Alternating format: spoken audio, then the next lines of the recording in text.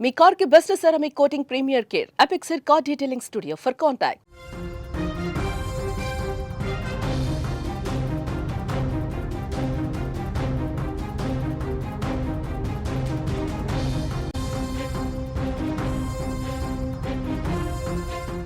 మద్యం మత్తులో కొంతమంది మనుషులు జంతువుల కంటే హీనంగా ప్రవర్తిస్తున్నారు.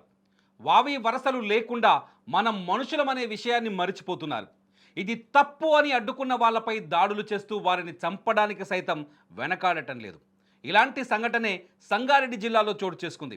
అమీన్పూర్ మండలం బీరంగూడ కాలనీలో దారుణం చోటు చేసుకుంది. మామ చిత్తారి చంద్రయ్యని కత్తితో 7 పోట్లు పొడిచి హత్య చేశాడు అల్లుడు కడమంచి రామకృష్ణ. బీరంగూడ ప్రాంతానికి చెందిన చంద్రయ్య కూతురు లక్ష్మికి రామకృష్ణకు 20 సంవత్సరాల క్రితం వివాహం జరిగింది. చెత్తబండి నడుపుతూ మంజీరానగర్లో జీవిస్తున్న రామకృష్ణ లక్ష్మి దంపతులకు 3 కూతుళ్ళు 1 కొడుకున్నాడు. అయితే మద్యానికి బానిసై తరచూ ఇంట్లో గొడవ పడేవాడు లక్ష్మి భర్త రామకృష్ణ. కాగా గత కొన్ని రోజులుగా మద్యం మత్తులో మాటలు రాని మూగ కూతురుపై చేతులు వేస్తూ అసభ్యకరంగా ప్రవర్తించాడు రామకృష్ణ. ఇది గమనించిన భార్య భర్తతో గొడవపడి పిల్లల్ని తీసుకొని 3 నెలల క్రితం బీరంగూడలోని పుట్టింటికి వెళ్ళిపోయింది. కాగా మద్యం సేవించి తరచూ మామ ఇంటికి వచ్చి గొడవ పడ్డాడు లక్ష్మి భర్త రామకృష్ణ.